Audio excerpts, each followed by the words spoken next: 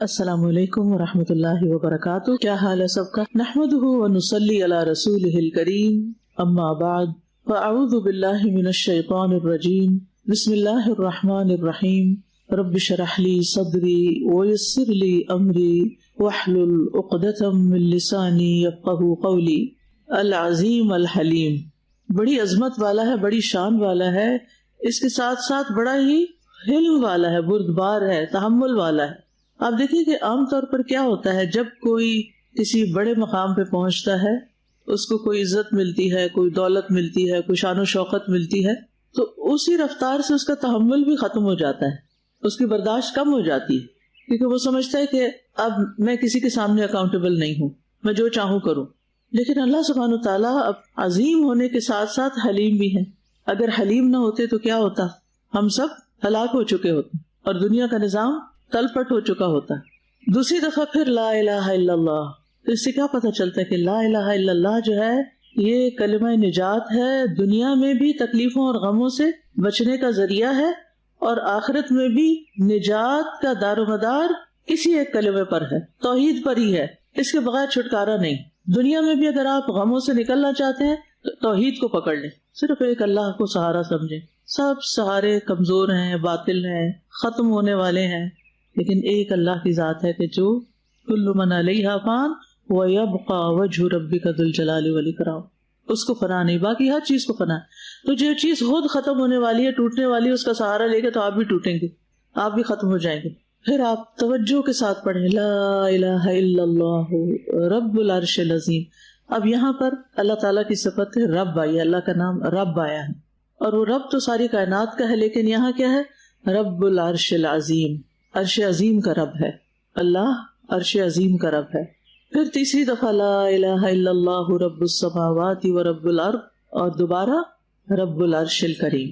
تو دو دفعہ عرش کی بات ہوئی ہے، ٹھیک ہے، دو اللہ تعالیٰ کے نام آئے ہیں، العظیم الحلیم، یعنی دو اسماء و صفات ساتھ ساتھ آئی ہیں، اور دو اور چیزوں کا ذکر کیا گیا ہے، اور وہ ہے سماوات اور ارض کا. ٹھیک ہے، دو عرش کی صفات، آسمان اور زمین، دو آبجیکٹس، دو صفات اللہ کی، اور تین بار اللہ کی توحید کا بیان. آپ نے نوٹس کیا کہ رب کا لفظ بھی کتنی بار آیا؟ رب العرش العظیم، رب السماوات، رب الارض اور رب چار دفعہ آیا. ٹھیک ہے، تو رب کی بھی تکرار ہے، یعنی الوہیت کے ساتھ ساتھ ربوبیت کا بھی ذکر بار بار آیا ہے. تو اس سے پتہ یہ چلتا ہے کہ توحید کی تکرار، توحید پر ایمان اور توحید کو تھام لینا، یہ دراصل غموں کو دور کرنے کا ذریعہ ہے. اللہ کو ایک ماننا ہر اعتبار سے، اور اس کے سوا سارے الہوں کی نفی، خواہ وہ اپنی ذات بھی کیوں نہ ہو، جو الہ بنی ہوئی ہو ہماری، یعنی خواہشات. تو جو شخص جتنا زیادہ اللہ کے لیے خالص ہوگا اتنا ہی زیادہ اس کے اندر ایمان اور یقین مضبوط ہو جائے گا. جو اللہ پر جتنا زیادہ یقین رکھے گا، اعتماد کرے گا، اس کی صفات پر ایمان رکھے گا، اور اس کی صفات کو محسوس کرے گا، اور اس کی صفات کی بنا پر اس کو اپریشیٹ کرے گا، اور اس کو اس کی صفات کے ساتھ پکارے گا، اس کے اچھے اچھے ناموں کے ساتھ پکارے گا، اتنا ہی زیادہ وہ مشکلات سے باہر نکل آئے گا. گویا تکلیف کا سب سے بڑا علاج، چاہے وہ بیماری ہو یا کوئی اور تکلیف، سب سے بڑا علاج ایمان اور اخلاص ہے. اور اس ایمان اور یقین کے ساتھ، اخلاص کے ساتھ، توحید خالص کے ساتھ اللہ کو پکارنا غم کو دور کرے گا. کوئی اور چیز اس جیسی نہیں جو دنیا کی مصیبتوں اور آخرت کی ہولناکیوں کو دور کر سکے. یہ تو دنیا کی چھوٹی چھوٹی مصیبتیں جو ساری ختم ہو جانی ہے، لیکن آخرت کی ہولناکیاں اللہ تعالیٰ ہم سب کو محفوظ رکھے. اگر کسی کا بھی واسطہ پڑ گیا تو ان سے نکالنے والا پھر کوئی نہیں ہوگا. تو اب انشاءاللہ آپ نے تسبیحات کو تو معمول بنا لینا ہے، روزانہ کی بنیاد پر کام کر رہے ہیں، کچھ کر رہے ہیں، مثلاً کنگھی کر رہے ہیں، تیار ہو رہے ہیں، اپنا گاؤن پہن رہے ہیں، گاؤن پہن کر بٹن بند کرنے میں ٹائم لگتا ہے؟ اگر 5 ہیں تو 5 سیکنڈ تو لگیں گے نا. ان 5 سیکنڈز کو استعمال کریں. اور لفظ گا گا کہ مجھے اچھا نہیں لگتا، لیکن یعنی بلند آواز سے ایک لے کے ساتھ تسبیحات شروع کر دیا کریں، یعنی عادت بنا لیں گاؤن کے بٹن بند کرنے اور ساتھ کیا کرنا، تسبیح پڑھنی. اور آپ اتنا انجوائے کریں گے، ورنہ کیا ہوگا، شیطان کوئی نہ کوئی وسوسہ ڈالے گا، فلاں چیز کا کیا ہوگا، فلاں کیا. ان ہموم اور غموم سے نکلنے کا واحد راستہ یہ ہے اللہ سے تعلق پیدا کریں، جس کے کنٹرول میں ہر چیز ہے. اور پھر آپ دیکھیے کہ جب خاص کوئی تکلیف ہو جائے تو اس وقت یہ کلمہ نہ بھولیں. ریسنٹلی اپنا کسی نے مجھ سے ایکسپیرینس شیئر کیا کہ وہ ٹریول کر رہی تھی، اور ٹریولنگ میں آپ کو پتا ٹریولنگ انگزائٹی بھی ہوتی ہے، اور ان حالات میں جب کہ بہت سی فلائٹس کینسل ہوئی اور پھر اگر کسی کا ویزا ختم ہو گیا ہے تو اس کے لیے الگ پینلٹی اور طرح طرح کی مشکلات، اور پھر بعض اوقات فلائٹس اوور بکڈ، اور وہ جو انگزائٹی وہاں جا کے ہوتی ہے نا، بندے کو پریشانی لاحق ہوتی ہے. یعنی مسافری کی حالت ایک خاص تکلیف دہ حالت ہے. تو انہوں نے کہا کہ پریشانی تھی، لیکن میں نے تجربہ کیا کہ جب بھی میں نے کسی پریشانی میں یہ کلمہ پڑھا چیزیں آسان ہو گئی. کہتے ہیں کہ میں نے تو یہی پڑھنا شروع کر دیا اور اللہ راستے کھولتا گیا، سارا کچھ آسان ہو گیا. تو بات یہ ہے کہ مشکل میں بے چین ہونے اور ہائے ہائے پکارنے سے کچھ بھی نتیجہ نہیں نکلتا سوائے اس کے کہ پریشانی اور بڑھے. چلیے چند سیکنڈز کے لیے سوچیے کہ آج کل یا آج کے دن، کیونکہ ہر روز ہی پریشانی بدل جاتی ہے، ہم نے پالی ہوئی ہوتی ہے نا، کبھی کوئی آ جاتی، کبھی اس کو جانے نہیں دیتے، اور اس ایک کو پکڑے رکھتے ایک اور آ جاتے اس کو پکڑ کے رکھ لیتے، ٹھیک ہے. تو پھر اس کے بیچ میں چکر کھاتے، کبھی اس کا سوچتے کبھی اس کا سوچتے. آج کے دن کس چیز نے آپ کو پریشان کیا، یا آج کے دن آپ کے گھر واپسی پر کیا چیز آپ کو بادر کر رہی ہے، کہ جو بھی چیز جس وقت کیا کرنا ہے، دیر اینڈ ڈن. لا الہ الا اللہ العظیم الحلیم، لا الہ الا اللہ رب العرش العظیم، لا الہ الا اللہ رب السماوات ورب الارض رب العرش الکریم. اگر یہ چیزیں ہماری زندگی میں شامل ہو جائیں نا، ہمیں علم ہوتا ہے، ہمیں پتہ ہے، ہم نے سب پڑھ رکھا ہے اور شاید پڑھا بھی رکھا ہے، لیکن جس وقت ضرورت پڑتی ہے اس وقت کوئی چیز ہی نہیں ملتی. جیسے گھر میں ویسے بھی جو لوگ آرگنائز نہیں ہوتے تو کیا ہوتا ہے، کچن میں اپنی رکھی ہوئی چیزیں نہیں ملتی، چمچ جگہ پہ نہیں ملتی، برتن جگہ پہ نہیں ملتی. ایسے یہ ایک لائف سٹائل ہوتا ہے نا لوگوں کا. کچھ لوگ بہت آرگنائزڈ ہوتے ہیں، ہر چیز اپنی جگہ پر ہے، ضرورت کے وقت لائٹ بھی چلی جائے، آنکھیں بھی بند، ان کو پتہ چل جائے گا ماچس کی ڈبیا کہاں رکھی ہے، جہاں رکھی ہے وہیں سے ملے گی، اور فوراً اٹھا لیتے ہیں، اپنا مسئلہ حل کر لیتے ہیں. لیکن جو کبھی ادھر پھینکتے ہیں، کبھی ادھر پھینکتے ہیں، کبھی ادھر پھینکتے ہیں، ان کے لیے پھر پریشانیوں کے سوا کچھ نہیں رہتا. کان امرہ فرطا. آپ نے اپنی زندگی کو آرگنائز کرنا ہے، نہ صرف یہ کہ اپنے ٹیبل کو، اپنے بیڈ کو، اپنے بیڈ روم کو، اپنے کچن کو، اپنی چیزوں کو، بلکہ اپنے اذکار کے اعتبار سے بھی، اپنی عبادات کے اعتبار سے بھی. چاہے کوئی آپ کو ٹائم ٹیبل بنا کے دے یا نہ دے، آپ کا اپنا ٹائم ٹیبل ہونا چاہیے کہ میں نے کس وقت. ٹائم ٹیبل کا مطلب یہ ہے کہ کس ٹائم پر کیا کرنا ہے. تو دکھ اور تکلیف میں، کرب اور پریشانی میں نبی صلی اللہ علیہ وسلم کیا کرتے تھے، یہ دعا پڑھا کرتے تھے. ہم آپ کی امت ہیں، آپ ہمارے لیے رحمت بن کے آئے ہیں. یہی چیزیں تو رحمت ہیں کہ ہمیں بتا دیا کہ کس وقت کرنا کیا ہے. بس اپنے اندر یقین پیدا کریں کہ میرا علاج اس میں ہے، اس کے ذریعے مجھے فائدہ پہنچنے والا ہے. کیونکہ جب یقین کی کمی ہوتی ہے تو کوئی چیز فائدہ نہیں دیتی، پھر صرف الفاظ رہ جاتے ہیں، روح نہیں رہتی ان کی. تو آپ نے کیا کرنا ہے، دعا کے معنی میں بھی غور کرنا ہے، اور پھر زبان سے بھی خوبصورت انداز سے نکالنا ہے اس کو، ٹھیک ہے. اور پھر یہ کہ اللہ تعالیٰ پہ پورا بھروسہ کرتے ہوئے پڑھ کے اس مشکل سے نکلنا ہے. اب دیکھیں کہ کچھ پریشانیاں حقیقی ہوتی ہیں اور کچھ غیر حقیقی ہوتی ہیں. سوچیے اس بات کو جو میں نے کہی، کچھ مسائل تو حقیقی ہوتے ہیں اور کچھ ہمارے صرف توہمات، ہمارے خیال، ہمارے جو برین میں پیچھے کچھ چیزیں فیڈ ہوئی ہوتی ہیں، تو برین سارٹ آؤٹ نہیں کر سکتا کہ یہ اس موقع کی چیز ہے یا نہیں. وہ بس جو سچویشن وہ دیکھی وہ چیز اس نے ریکال کر لی، وہ فلاں وقت بھی تمہارے ساتھ یہ ہوا تھا، ابھی بھی یہی ہونے لگا. بے جا کے خوف اندیشے آپ کے اندر پیدا کر دیتا ہے. اس میں آپ دیکھیے کہ ایک ٹرم ہے وائٹ کوٹ سنڈروم. کبھی سنا ہے یہ وائٹ کوٹ سنڈروم؟ وائٹ کوٹ کون پہنتا ہے؟ ڈاکٹرز پہنتے ہیں، نرسز پہنتی ہیں. آپ ہاسپٹل میں جاتے ہیں، اپنی باری کا انتظار کر رہے ہیں، اتنے میں وائٹ کوٹ میں کوئی سامنے سے گزرتا ہے. اس نے آپ کو کچھ نہیں کہا، اس کو دیکھتے ہی کیا گزری آپ پر، ہائے ابھی یہ مجھے بھی پکڑ لے گا اور میرے دانت کو نکال باہر کرے گا اور ٹیکا لگائے گا مجھے اور پتہ نہیں کیا خبر سنائے گا. اندیشہ، خوف، بے چینی. اور جب آپ ڈاکٹر کے پاس جاتے ہیں، وہ آپ سے حال چال پوچھتے تو آپ کو کچھ بھی نہیں، آپ کہتے ہیں شکر ہے کچھ نہیں. لیکن وہ جو گھنٹہ آپ نے گزارا انتظار میں، پریشانی میں، اس کی کوئی حقیقت تھی؟ کوئی حقیقت نہیں تھی. اس کو کیسے گزارنا چاہیے تھا؟ شفا کی دعاؤں کی کتاب بیگ میں رکھ کے لے جانی تھی، اس گھنٹے میں یہ پوری کتاب پڑھی جانی تھی. اور ہو سکتا ہے کہ جب آپ ڈاکٹر کے پاس جائیں اور وہ آپ کی علامات ہی تبدیل ہو چکی ہوں. ایسا کئی دفعہ ہوتا ہے. ہماری ایک جاننے والی تھی، تو ان کو اسی طرح کوئی پرابلم ہوئی، تو انہوں نے ڈاکٹرز نے کہا کہ بس فلاں دن آپ کا وہ جو اسٹنٹ ڈلیں گے. وہ لے گئے، ان کو سارا کچھ فری آف، ہر چیز ہو گئی، اسٹریچر پہ ڈالا، سب کیا. بس وہ دعائیں وغیرہ پڑھتی رہی. اور جب اندر لے کے گئے اور جو بھی انہوں نے پروسیجر کرنا، تو اس سے پہلے جب دیکھا، انہوں نے کہا یہاں تو کوئی چیز ہی نہیں جس کا ہم کریں گے، آپ کو تو کچھ بھی نہیں. اس آپریشن روم سے باہر آ گئی، حیران کن.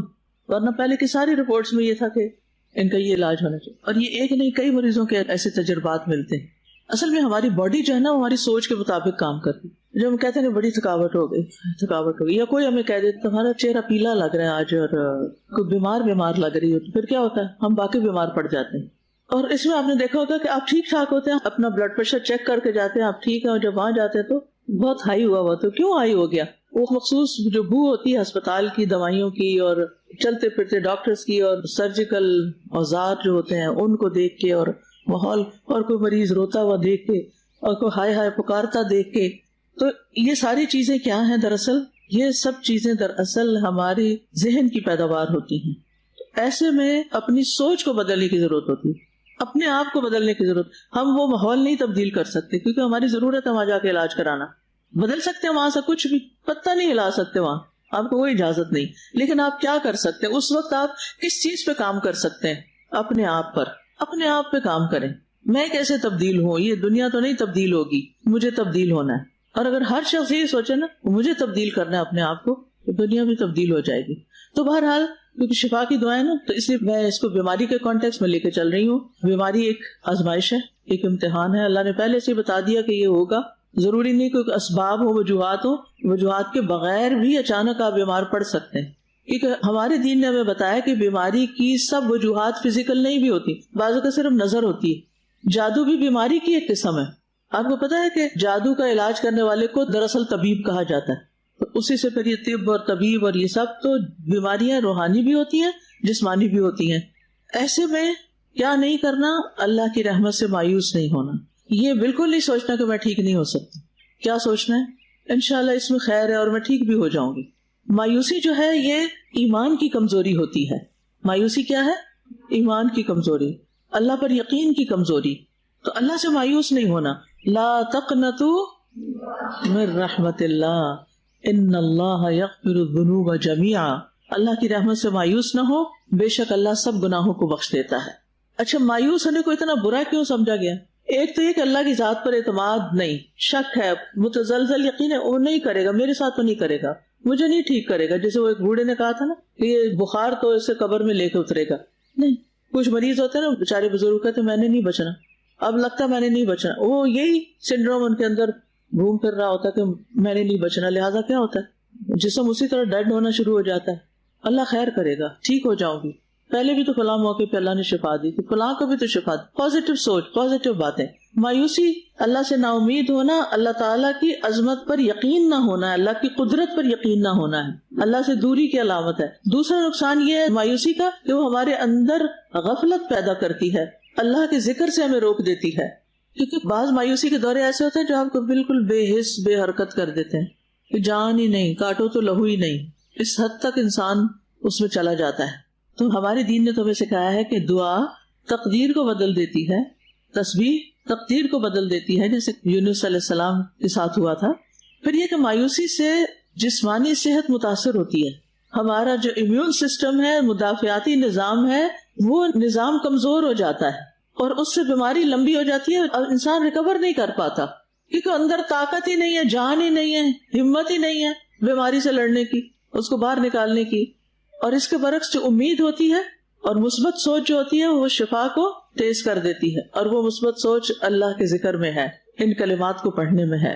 صبر سے کام لینا, نماز سے کام لینا, دعا سے کام لینا, اور پھر اچھی امید رکھنا, یہ بیماری میرے گناہوں کو دھونے کا ذریعہ ہے. اب مثلاً ایک شخص ہے جس کو مرض الموت لگ گیا ہے, ایسا بھی تو ہوتا ہے نا کہ بیماری بڑھتی جا رہی, دوا ہو رہی ہے اور بڑھ رہی ہے, ایک کے بعد ایک چیز مسئلہ بڑھتا جا رہا ہے. اب اس کو تو موت نظر آ رہی ہے اور مرنا تو ایک دن ہے سب نے, یہ بھی کیفیت ہوتی ہے نا. اس میں کیا کرنا ہے؟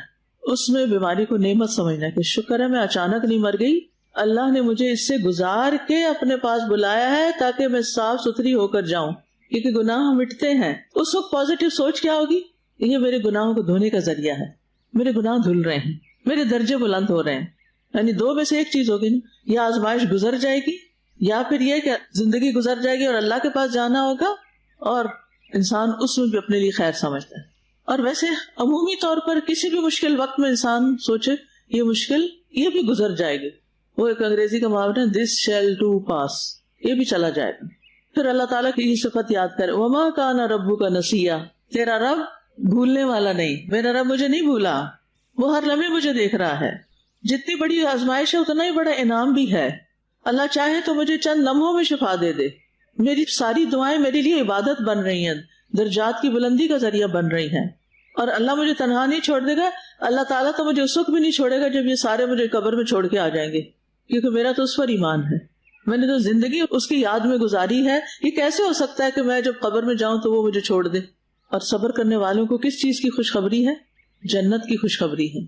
تو انسان خود بھی تسلی دے اپنے آپ کو، اور آس پاس کے لوگ بھی کیا کریں؟ اس کو تسلیاں دیں. اللہ کے نام پڑھیں، سنیں. الحمدللہ بہت اچھے سے ریکارڈیڈ ہے. پتہ نہیں یہاں لگتے ہیں کہ نہیں اللہ کے نام کسی وقت کلاس میں مریض کو وہ سنوائیں، رقیہ سنوائیں، خود سنیں. اب تو مشکل ہی نہیں، پہلے تو ٹیپ ریکارڈر یا کسی مولوی صاحب کو بلائیں، وہ آ کے پڑھے، خود نہیں پڑھنا آتا. اب تو الحمدللہ آپ خود بھی پڑھ سکتے ہیں، اور ہر ایک کے پاس اسمارٹ فونز ہیں، اس میں آپ ڈاؤن لوڈ کر سکتے ہیں رقیہ. اور کچھ نہیں تو شروع سے قرآن سننا شروع کر دیں. اور یہ صاحب دیکھیے، ایک تو ہوتی ہیں بیماریاں اور ایک ہوتی ہے وقتی تکلیف. جیسے ہر عورت ولادت کے جو مرحلے سے گزرتی ہے وہ بھی کچھ مصیبت سے کم نہیں ہوتا، نئی زندگی اس کو ملتی. تو اس وقت بھی میں نے دیکھا کہ بہت سی خواتین قرآن سن رہی ہوتی، جن کو اویئرنیس تھی، جنہوں نے قرآن پڑھا، اور وہ ان کے لیے بڑا ہی خوبصورت مرحلہ بن جاتا ہے. وہ تکلیف آ رہی ہوتی ہے لیکن قرآن کی آیتیں بھی ساتھ ساتھ تسلی دے رہی ہوتی ہیں، اور آنے والا بچہ بھی اس قرآن کو سن رہا ہوتا ہے، اور اللہ کے ذکر سے ایک نئی زندگی کا آغاز ہو رہا ہوتا ہے. تو اس لیے ان لمحات کے لیے یعنی آپ پہلے سے پریپیئرڈ ہوں. جیسے وہ ایمرجنسی کٹ ہوتی ہے نا، تو بیماریوں کے لیے ایک ایمرجنسی کٹ بنا کے رکھیں. اور الحمدللہ ایک اچھی کٹ بن گئی ہے کہ اگر بہت سی چیزیں نہیں بھی مل رہی تو ایک اسمارٹ فون ہے، انشاءاللہ اس کے اندر ایپ میں بھی ساری دعائیں ہوں گی، اور کتاب بھی ساتھ ہو. کتاب اس لیے بھی اچھی ہے کہ اگر آپ خود نہیں پڑھ پا رہے تو کسی اور کو کہیں گے ذرا ساری پڑھ کے سناؤ مجھے. تو بہرحال اس سے دل مضبوط ہوتا ہے، اللہ کے ذکر سے، اللہ کے نام سے، اللہ کی یاد سے دل مضبوط ہوتا ہے. اور پھر یہ ہے کہ سیلف ٹاک اچھی کریں. سیلف ٹاک کیا ہوتا ہے؟ اپنے آپ کو خود مخاطب کرنا. جیسے اچھا بیمار ہو گئی ہو، اچھا کوئی بات نہیں، پھر کیا ہوا؟ تھک گئی ہو تو پھر کیا ہوا؟ ہارنا نہیں، ہمت نہیں چھوڑنی، اللہ سے مایوس نہیں ہونا. بس تھوڑی سی بات ہے، تھوڑی دیر کی بات ہے، شفا قریب ہے، اللہ کے وعدے سچے ہیں، سب اچھا ہوگا. اور روزمرہ کی چھوٹی چھوٹی چیزوں میں بھی اپنے آپ کو بہادر بنا کے چیلنج کا مقابلہ کیا کریں.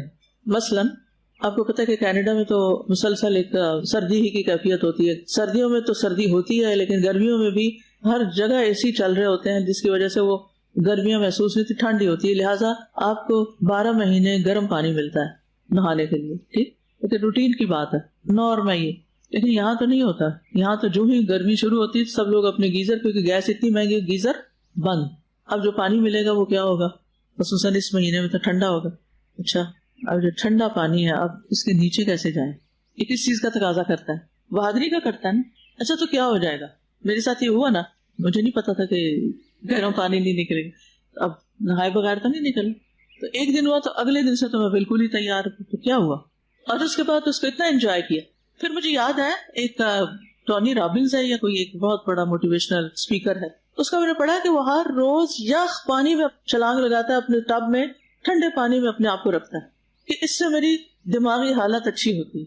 اس کے لیے بیسٹ یہ ہوتا ہے کہ جو چہرہ ہے نا اپنا، جب لگے کہ بہت زیادہ برین فاگ ہونے لگ گئی ہے اور اسٹریس ہونے لگ گئی ہے، تو ٹھنڈے پانی کا بول لے کے اس میں برف ڈال کے اس میں فیس ڈپس کیے جاتے ہیں. اس سے آپ کے نیورولوجیکل پاتھ ویز کلیئر ہو جاتے ہیں، تو آپ کی سوچ میں کلیئرٹی آ جاتی ہے اور you feel happier after a while. تو اب دیکھیں ہمیں تو دن میں 5 دفعہ وضو کرنے کے لیے کہا تھا، تو سردیوں میں کتنا مشکل ہوتا ہے.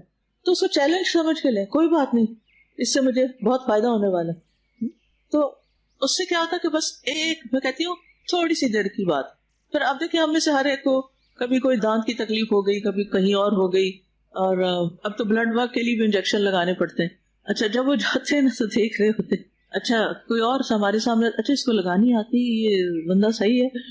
اچھا اس طرح کی باتیں سوچ رہے اور خوف زیادہ بیٹھے ہوتے ہیں. اچھا تو میں اس وقت کیا کرتی ہوں، بس 1 سیکنڈ کی بات ہے، بس 1 سیکنڈ کی بات ہے، اس کے بعد ختم. اندر جا کے تو اس سے کچھ بھی نہیں کرنا. تو پہلے سے میں اینٹیسپیٹ کر رہی ہوتی، ابھی ہوئی تو بس ختم ہو جائے گی، ابھی ختم ہو جائے گی، ابھی لگے گی نہیں، ابھی ختم ہو جائے گی.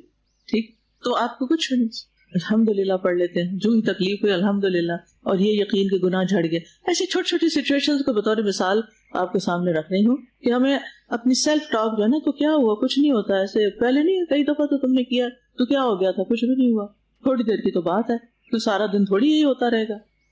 اپنی سے اچھی باتیں کریں. اگر کوئی نہیں نا اور اچھی باتیں کرنے والا, اپنی سیلف ٹاک اچھی کر لیں.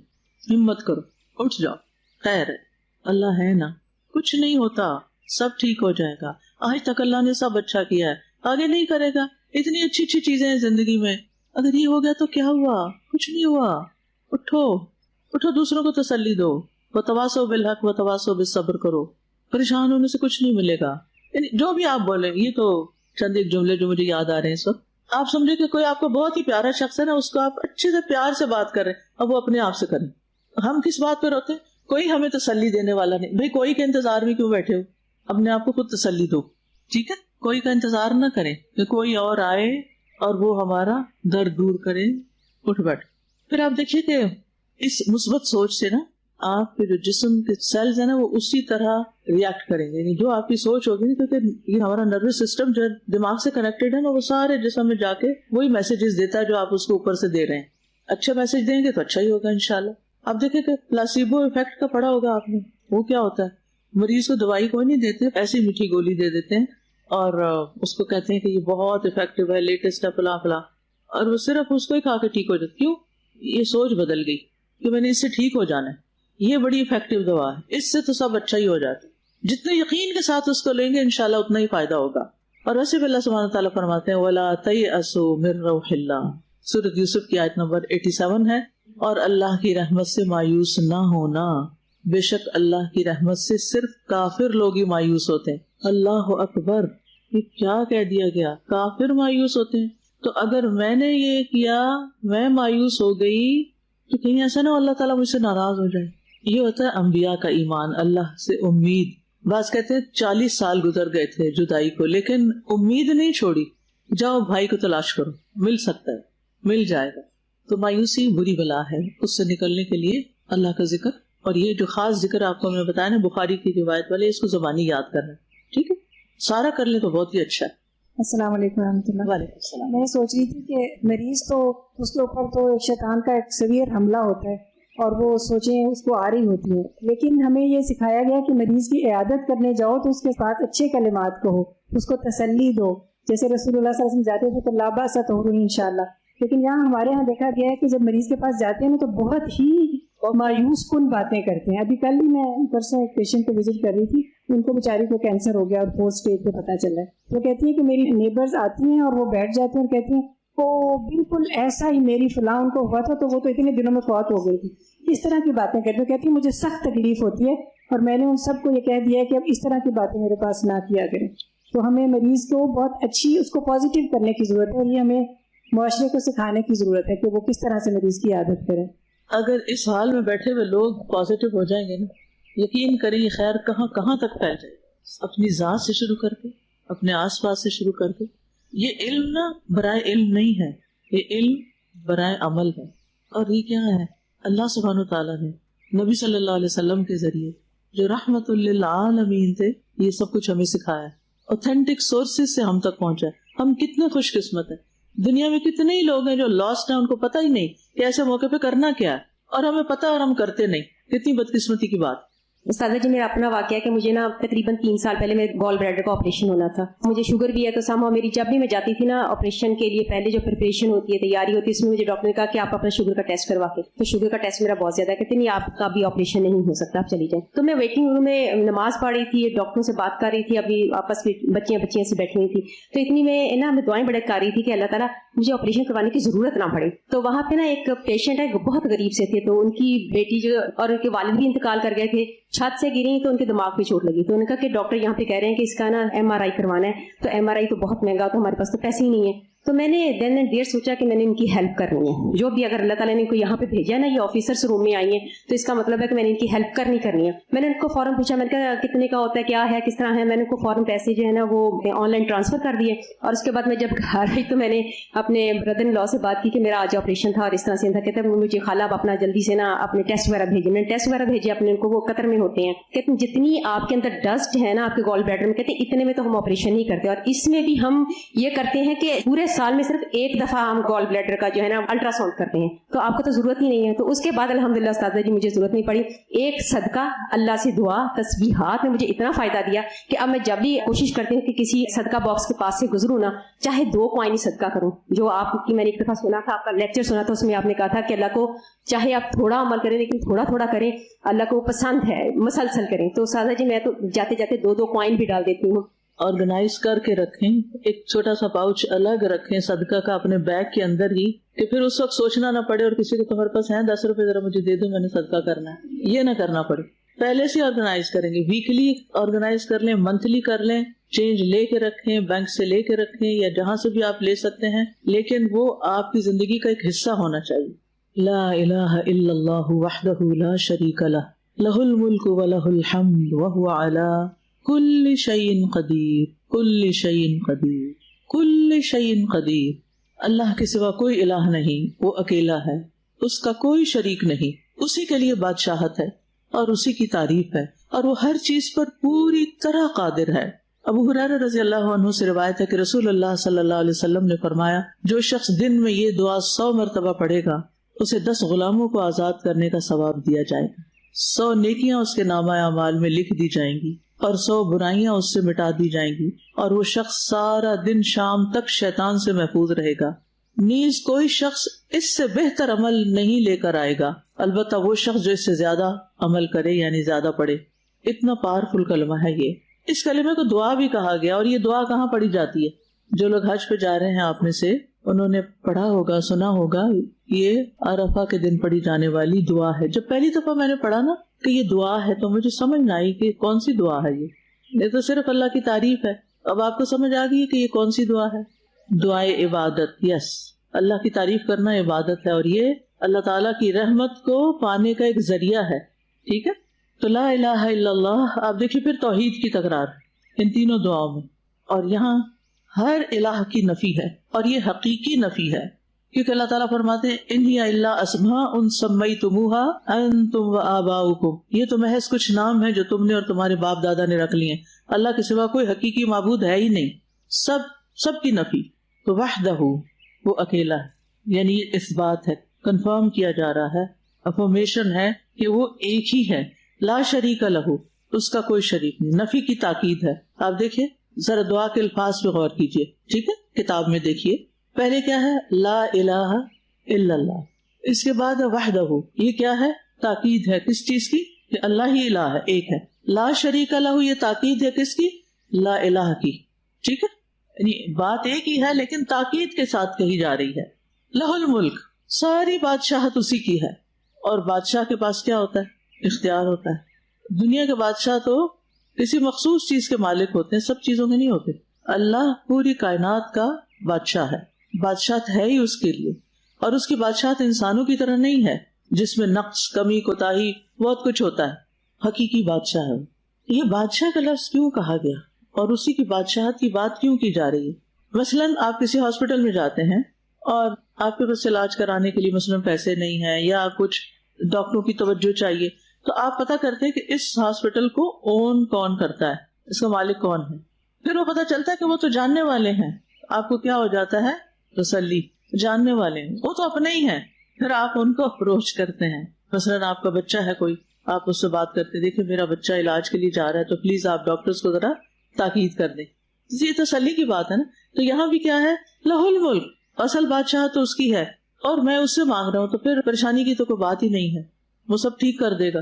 یہ سارے اسی کے کنٹرول میں ہیں, ان کی پریشانی کے بال اسی کے ہاتھ میں ہے. وَلَهُ الْحَمْدُ, اور تعریف بھی, ساری تعریف, ہر طرح کی تعریف, اس کا حقدار بھی وہی ہے. اللہ کے سوا کسی کی بھی جو تعریف ہے وہ جزوی ہے, معمولی ہے. حقیقی اور اصلی تعریف اللہ ہی کی ہے. وَهُوَ عَلَى كُلِّ شَيْءٍ قَدِيرٌ, اصل بات یہ ہے کہ اس کے لیے کوئی کام ناممکن ہی نہیں, ہر چیز ممکن ہے. اللہ کے سامنے کوئی چیز ایسی نہیں کہ جو وہ نہ کر سکے. اگر کوئی چیز ایگزسٹ ہی نہیں کرتی تو اس کو وجود میں لا سکتا ہے. کیا اس کے سوا کوئی اور یہ کر سکتا ہے؟ نہیں. اتنی حیران کن بات ہے کہ یہ کچھ بھی نہیں تھا تو اس نے یہ سب کچھ بنایا. اچھا, اس نے بنایا, یہ بھی بنایا, یہ بھی, جو بھی اللہ کی چیزیں بنائی ہوئی دیکھتے جائیں. خود چلے باہر کو نہیں, اب بند کمروں میں ہم رہتے ہیں گرمی کی وجہ سے, تو آپ کیا کریں؟ اپنے ہاتھوں کو دیکھنا شروع کر دیں, ناخنوں کو، باہر کی اسکن کو، اندر کی اسکن کو، ان لکیروں کو، اس فیل کو، اس ٹچ کو، اس کو، یہ اللہ نے بنایا.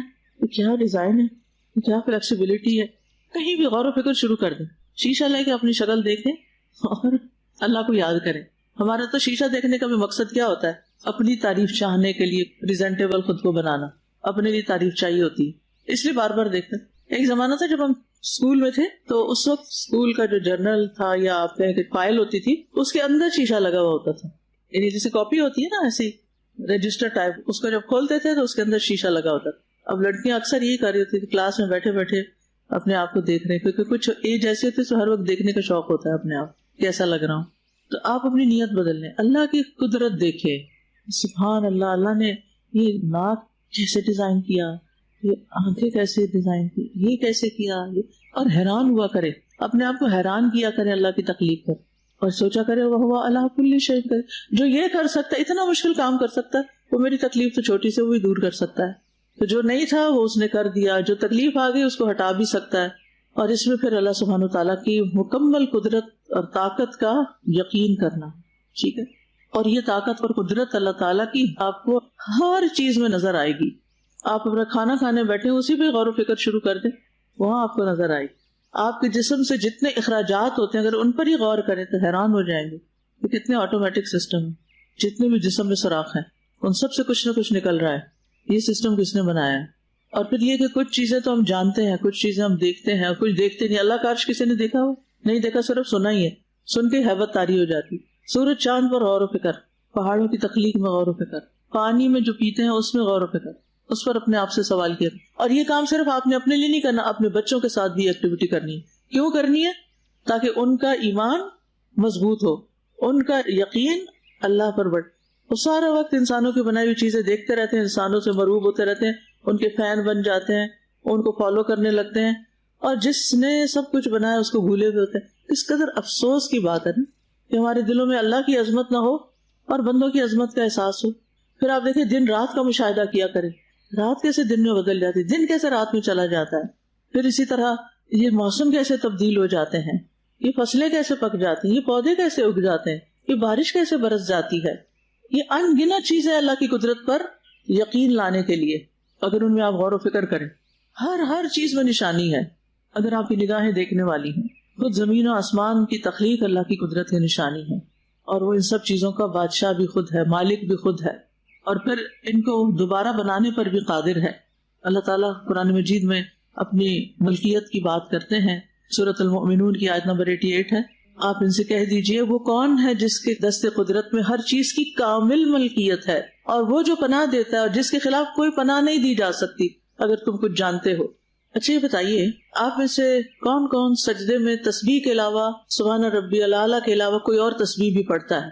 چلیے میں ایک آپ کو تسبیح بتاتی ہوں، آپ کی کیفیت لازماً بدلے گی اگر آپ سوچ کے پڑھیں گے. سبحان ذی الجبروت والملکوت والکبریاء والعظمت. کبریا کا مد بھی کھینچنا آپ نے. 4 لفظ ہیں، ایسی ہیبت طاری ہوتی ہے، ایسی دل کی کیفیت بدلتی ہے. ایک تو ہم پڑھتے ہیں نا سبحان ربی الاعلیٰ، سبحان ربی الاعلیٰ. اچھی چیزیں اپنی زندگی میں داخل کیا کریں، وہ چیزیں جو آپ کا ایمان بڑھائیں، وہ جو آپ کا یقین بڑھائیں، کیونکہ اس کے بغیر زندگی نہیں گزرتی، بہت مشکل ہو جاتی ہے زندگی. اس کے بغیر آپ اچھے کام نہیں کر سکتے. تو سب سے زیادہ اپنے اور اپنے بچوں، اپنے گھر والوں کے ایمان میں اضافہ کرتے رہنے کی ضرورت ہوتی ہے اگر آپ ایک نارمل زندگی بسر کرنا چاہتے ہیں دنیا میں. ورنہ اوپر سے ہنس رہے ہوں گے اور اندر سے رو رہے ہوں گے کیونکہ اندر کھوکھلا ہے. لوگوں کے سامنے کچھ بن کے دکھا رہے ہوں گے اور اپنی ذاتی زندگی میں کچھ اور ہوں گے. ایسا یقین، ایسی سکینت، ایسی کیفیت جو آپ کے دل کو ایک ایسا قرار دے کہ آپ سونے جائیں تو وہ قرار ساتھ ہو، سو کے اٹھیں تو وہ قرار ساتھ اٹھے، آپ کچھ کھا پی رہے ہوں تو وہ اندر کا قرار باقی ہو، اور کوئی چیز اگر اس کو ڈسٹرب کرے تو واپس اذکار سے پھر واپس اسی پہ آ جائیں. تو آپ نے کیا کرنا ہے؟ یہ دعا جھنگے میں شاد کر رہے ہیں. اگر نہیں بھی آپ کے کورس کا حصہ تو بھی اپنی خاطر اللہ کی عظمت کو محسوس کریں، کتنا بڑا ہے وہ رب. سبحان ذی الجبروت والملکوت والکبریاء والعظمت. بس سب کچھ تو اسی کے لیے، اصل مالک تو وہ ہے. اور قدیر سے لفظ پھر قدر بھی نکلتا ہے، تقدیر بھی اسی کے ہاتھ میں جو القدیر ہے. تو اس لیے ہر مسئلے کا حل اللہ ہی کے پاس ہے. ٹھیک ہے. اچھا اگلی دعا آپ سب مل کے پڑھیں. پچھلی دعا سے ملتی جلتی ہے. صرف اللہ سبحانہ تعالیٰ کی 2 اور صفات کا ذکر کیا گیا ہے کہ وہ زندگی بھی دیتا ہے اور موت بھی دیتا ہے, اور وہ خود زندہ بھی ہے اور کبھی نہیں مرے گا. ساری بھلائی اسی کے ہاتھ میں, وہ علی کل شیء قدیر. باقی دعا اسی طرح ہی ہے. اللہ کے سوا کوئی الہ نہیں, وہ اکیلا ہے, اس کا کوئی شریک نہیں, اسی کے لیے بادشاہت ہے اور اسی کی تعریف ہے. وہ زندہ کرتا ہے اور موت دیتا ہے, اور وہ زندہ ہے, کبھی نہیں مرے گا, اسی کے ہاتھ میں بھلائی ہے, اور وہ ہر چیز پر پوری طرح قادر ہے. یعنی ساری بھلائی اس کے ہاتھ میں, اور وہ سب کچھ کر بھی سکتا ہے. اتنا یقین بندے کے اندر آ جائے تو کیا مشکل رہے گی کوئی. عمر رضی اللہ عنہ سے روایت ہے کہ رسول اللہ صلی اللہ علیہ وسلم نے فرمایا, جس نے بازار میں داخل ہوتے وقت یہ دعا پڑھی تو اللہ تعالیٰ اس کے لیے 10 لاکھ نیکیاں لکھ لیتا ہے اور 10 لاکھ برائیاں مٹا دیتا ہے, اور اس کے 10 لاکھ درجے بلند کرتا ہے. ایک خاتون مجھ سے ملنے آتی ہیں, اور وہ جب ملتی ہیں وہ کہتی ہیں میرے لیے تو ہر مسئلے کا حل بازار میں داخل ہونے کی دعا ہے. پہلے تو 1-2 تو مجھے سمجھ نہیں آئی کیا کہتی ہیں, پھر میں نے غور کیا کہ اچھا یہ کلمہ, وہ کہتی مجھے اس پر بڑا یقین ہے, میں جہاں جاتی ہوں اس کو پڑھ لیتی ہوں, ہر مشکل کا حل مجھے مل جاتا ہے اس میں. اب یہ ان کے ذاتی تجربات ہیں نا, جو جتنی گہرائی میں سوچتا ہے پھر اس کے مطابق اس کو لے بھی لیتا ہے اپنے لیے. یعنی سنت سے ایسے ثابت نہیں کہ ہر موقع پہ, لیکن بازار جاتے ہوئے اگر یہ پڑھنی ہے تو اتنی نیکیاں اگر ملنے والی ہیں تو اور کیا چاہیے. بس ایک دعا اور پڑھیے سب مل کے, اللہ کے سوا کوئی معبود برحق نہیں اور اللہ سب سے بڑا ہے. اللہ کے سوا کوئی الہ نہیں, وہ اکیلا ہے. اس کے سوا کوئی الہ نہیں, وہ اکیلا ہے. اس کا کوئی شریک نہیں. اللہ کے سوا کوئی معبود برحق نہیں, اسی کے لیے بادشاہت ہے اور اسی کی تعریف ہے. اللہ کے سوا کوئی معبود برحق نہیں, اور اللہ کے سوا کسی کے پاس زور اور طاقت نہیں. اس میں بھی تکرار کس چیز کی ہے؟ کتنی دفعہ آیا ہے یہ؟ 5 دفعہ. ٹھیک ہے. اس دعا کے بارے میں آتا ہے, ابو مسلم الاغر کہتے ہیں میں گواہی دیتا ہوں کہ ابو سعید الخدری اور ابو ہریرہ رضی اللہ عنہما نے گواہی دی کہ ان دونوں کی موجودگی میں رسول اللہ صلی اللہ علیہ وسلم نے فرمایا کہ جو لا الہ الا اللہ واللہ اکبر کہتا ہے تو اس کا رب اس کی تصدیق کرتا ہے اور کہتا ہے ہاں میرے سوا کوئی معبود برحق نہیں, میں ہی سب سے بڑا ہوں. اور جب وہ لا الہ الا اللہ وحدہ کہتا ہے تو آپ نے فرمایا اللہ تعالیٰ کہتا ہے ہاں مجھ تنہا کے سوا کوئی معبود برحق نہیں. اور جب کہتا ہے لا الہ الا اللہ وحدہ لا شریک لہ تو اللہ تعالیٰ کہتا ہے ہاں مجھ تنہا کے سوا کوئی معبود برحق نہیں اور میرا کوئی شریک نہیں. اور جب وہ کہتا ہے لا الہ الا اللہ لہ الملک و لہ الحمد تو اللہ تعالیٰ فرماتا ہے کوئی معبود برحق نہیں مگر میں, میرے ہی لیے بادشاہت ہے اور میرے ہی لیے حمد ہے. اور جب کہتا ہے لا الہ الا اللہ ولا حول ولا قوت تو اللہ تعالیٰ فرماتا ہے ہاں میرے سوا کوئی معبود نہیں اور گناہوں سے بچنے اور بھلے کام کرنے کی کوئی قوت نہیں مگر میری توفیق سے. اور آپ فرماتے تھے جو شخص ان کلمات کو اپنی بیماری میں کہے اور مر جائے تو اسے آگ نہیں کھائے گی. کتنا ضروری ہے مریض کے لیے اس کو پڑھنا, کیونکہ زندگی کا تو نہیں پتا. تو جو کوئی اپنی بیماری میں یہ دعا پڑھ لے اور مر گیا اسی بیماری میں, اسے آگ نہیں کھائے گی. اب اس میں جو ایکسٹرا چیز ہے, باقی چیزیں تو ڈسکس ہو چکی ہیں, لا حول ولا قوت الا باللہ, اس پر ایک الگ چیپٹر ہے تو انشاءاللہ وہاں ہم اس کلمے کی مزید تفصیل بیان کریں گے. السلام علیکم ورحمۃ اللہ. آپ نے کلاس میں جو دعا کرائی کرب کی, لا الہ الا اللہ العظیم الحلیم والی, وہ جب نانی اماں ہاسپٹل میں تھی تو الحمدللہ تقریباً I think about 80% of the time جو میں ان کے ساتھ ہوتی تھی تو میں صرف یہ پڑھتی تھی لا الہ الا اللہ العظیم الحلیم, اونچا اونچا, یعنی اتنا اونچا کہ وہ سن سکے اور آہستہ بھی تھا کہ ان کو میری آواز بادر نہ کرے, کیونکہ مجھے ہوتا تھا کہ وہ لا الہ الا اللہ آرام سے پڑھ سکیں. تو ان کو یاد ہے کتنی تکلیف تھی, سبحان اللہ. مجھے اس وقت نہیں یاد تھا کہ یہ کرب کی بھی دعا ہے, مجھے تو بس تھا کہ میں لا الہ الا اللہ جتنا پڑھ سکوں ان کے سامنے تاکہ ان کے لیے پڑھنا آسان ہو. الحمدللہ ماما میں دیکھتی تھی کہ میں پڑھتی رہتی تھی تو ان کی بھی زبان ساتھ ساتھ ہلتی تھی, اور جیسے ان کو ایک دم سے بہت تکلیف ہوتی تھی یا اٹھ جاتی تھی تکلیف سے, کیونکہ ڈاکٹر کہتے تھے نا کہ وہ مورفین اور انکریز نہیں کر سکتے, تو بس میں یہی پڑھتی جاتی تھی بار بار. تو اس سے میں دیکھتی تھی کہ وہ بھی الحمدللہ کافی کام ہو جاتی تھی اور میرے دل کو بھی تسلی ہوتی تھی, کیونکہ مجھے سمجھ نہیں آتی کہ کیا کروں. تو بس لا الہ الا اللہ کی تکرار جو ہے واقعی اٹس شفا for the heart and for the body. جزاک اللہ خیرا کثیرا. بہت اچھے ریمائنڈرز تھے آج بھی کلاس میں الحمدللہ. اللہ سبحانہ تعالیٰ ہم سب پر اپنی رحمت فرمائے اور ہمارے سارے منفی خیالات کو مثبت خیالات سے بدل دے. وآخر دعوانا ان الحمد للہ رب العالمین. سبحانک اللہم وبحمدک اشہد ان لا الہ الا انت استغفرک واتوب الیک.